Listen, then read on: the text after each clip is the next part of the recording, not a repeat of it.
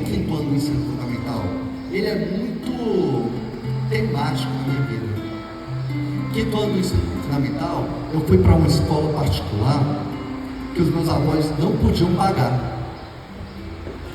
Só coisa de pai e mãe faz isso, né? E eu sempre fui muito autorresponsável na minha vida, muito.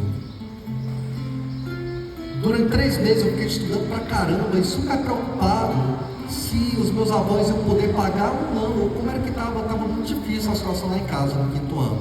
E no terceiro mês, quarto mês, eu passei em uma seleção de bolsa. E aí, turma, eu fui para uma turma especial que chamam lá em Fortaleza, né? Uma turma olímpica, onde eu passei minha vida toda sendo formado para ser um robô para fazer questões. E quando eu chego no terceiro ano, o colégio ele pede que aqueles alunos dessas turmas especiais tentem vários vestibulares de concurso para dar nome. Eu passei em vários primeiros lugares, vários segundos lugares, mas teve um problema. Ederson, eu nunca tive uma educação integral. Quando você não sabe o que quer, qualquer caminho, gente, serve. E eu fui para a escola preparatória de cadetes do Exército, lá em Campinas. Passei um ano lá como aluno, e em seguida eu fui para a Academia Militar das Agulhas Negras, onde eu passei 3 anos, comendo pão que o partiu, viu? No terceiro ano, quando eu voltei das férias, eu fui para um campo, uma atividade do Exército, bem difícil, bem puxada. E quando foi de madrugada, quando eu voltei, eu peguei o telefone público, rapaz, vou ligar para minha avó. Isso em meados de 2002. Liguei para minha avó e falei para ela: vó, eu acho que não é isso que eu quero para minha vida. E ela falou o seguinte: tudo bem, eu só queria você aqui. Mas vó, eu vou voltar com uma na frente e outra atrás. Vou voltar sem nada. E ela falou para mim: só você importa.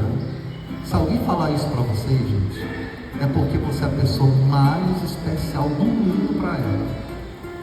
E no outro dia eu estava onde? Em casa, com um cheirinho ainda do meu avô e da minha avó.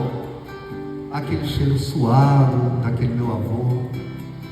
Mas eu estava sem nada, porque eu era concursado e estava voltando sem nada. Quando você começa a dar em casa, você não quer mais receber. Você quer só o quê? Dar. E nem na universidade eu estava. Tinha desistido da mão. E o que era que eu podia fazer? Eu fui me prostituir, ganhando R$1 o valor da hora aula. Não é prostituição não, isso daí? O que foi que vocês pensaram? Mara, pensou o quê? Ela olhou para fazer, se eu fazia o título, é mole isso, gente, era trabalhando, manhã, tarde, noite, ônibus lotado, não tinha a mínima condição. Quer saber de uma coisa? Eu vou fazer o que eu sei, não quero que eu saiba. Eu fui um robô para passar em concurso, gente. Fiz mais 100 concursos e entrei no curso de formação de oficiais da Polícia Militar, Academia de Polícia Militar General de Gafacó. Agora eu seria cadete da Polícia Militar. Passei mais 3 anos na Academia de Polícia comendo pão que o parte 2. Que pobre merece sofrer, né? Parece.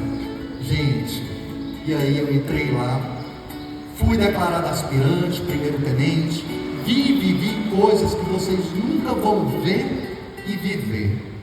Eu sempre fui das ruas, porque eu precisava virar muitas noites para ter folga, para fazer um curso de licenciatura em matemática. Terminei a licenciatura em matemática ainda na polícia, emendei no mestrado em matemática ainda na polícia, mas aos 30 anos eu decidi mudar de vida e não mais me prostituir.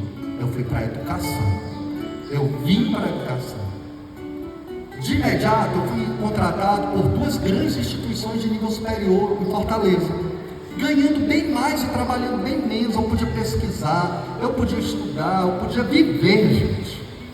Resultado disso foi a aprovação em 3 institutos federais em primeiro lugar: Instituto Federal da Paraíba, Rio Grande do Norte e Piauí.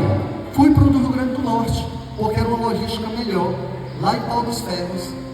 Mas o meu futuro orientador do doutorado falou: olha, se você ficar para lá e para cá semanalmente, você não vai fazer o doutorado doutorado não. Mas quer que eu conte um segredo para vocês? Sabe quem é que escreve a minha caminhada, Edson? Jossa, quem escreve a minha caminhada é a minha felicidade. E se eu estou aqui hoje é porque a minha felicidade escreveu que eu estaria aqui. E aí eu voltei de Paulo dos Ferros, pedi a exoneração mais uma vez. Entrei no doutorado, tive a oportunidade de ser aprovado no concurso da Universidade Estadual Vale do Acaraú, ainda como mestre lá em Sobral, onde eu aprendi muito em Sobral e contribuí muito também. Em 2018, gente, aconteceu a melhor coisa da minha vida. Quem é que sabe? A melhor coisa da minha vida foi o nascimento do Saulo Leão, do meu filho. A melhor coisa da minha vida. Ele trouxe luz no dia 19 de outubro de 2018, às 19 horas. E segunda-feira, gente, sabe o que aconteceu segunda-feira? Segunda-feira ficou vazio para mim. Segunda-feira eu apresentei minha tese. Passei 5 horas sendo sabatinado e tudo que eu queria era estar aonde? Em casa. Gente, depois que eu terminei o doutorado em educação, eu fechei uma ponta solta do período da polícia. Eu terminei direito e uma especialização. Mas eu percebi que o meu lugar mesmo era a educação. E terminei 2 pós-doutorados, um em educação e um em ensino. Mas, gente, em 2021, em contrapartida, aconteceu a pior coisa da minha vida. A pior coisa da minha vida. O falecimento da minha avó. Deus usou a desculpa da Covid. E ali eu fiquei sem chão. E foi nessa falta de chão que eu preferi não viver o luto. E trocar o luto por trabalho em prol de vocês, professores. Tudo que eu faço na minha vida é em prol do professor. Porque se eu atingir um professor, eu vou atingir quantas crianças, gente? Centenas delas. Em 2022 eu tive medo, porque eu sou ser humano igual a vocês. Apareceu um código de vaga na UES Capital para um concurso. Eu não iria mais precisar ficar indo e vindo de Sobral semanalmente, viajando 500 quilômetros por semana. E eu tive medo porque eu me inscrevi. E quando saiu o resultado da inscrição, todo mundo me ligando: Daniel, você vai tentar mesmo esse concurso? Você já viu seus concorrentes? Rapaz, o que vai ser do seu nome se você não passar? Chegaram a perguntar isso. E me deu medo. Gente, faltando 10 dias para o concurso, eu comecei a virar as noites, como se fosse a primeira vez. Como se fosse aquela seleção para aquela bolsa.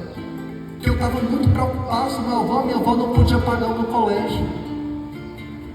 E eu fui para a primeira fase, a prova escrita, fiquei em primeiro lugar. Fui para a segunda fase, a prova teórica, a prova audição oral, fiquei em primeiro lugar. Títulos, fiquei em primeiro lugar. Hoje, eu ministro aula na escola que me formou. Eu formo professores lá. Em 2023, Deus me deu um presente. É muito parecido com a minha avó, muito parecido, é a Ana Lília. Ela veio na forma de um presente, ou eu pelo menos quero acreditar nisso. Ela é muito parecida com a minha avó, até a personalidade dela. Gente, e é disso que nós somos feitos, de uma história. É essa história que eu carrego aqui comigo e trago para vocês. É a história de vida de vocês, que forma quem você é. E se eu pudesse falar para vocês, uma última mensagem, seria a minha oração pessoal. A mesma oração quando eu acordei, peguei a estrada e vim para cá, eu falei com Deus: Deus, que eu seja hoje, que vocês sejam, que eu seja o professor que eu gostaria que os meus filhos tivessem.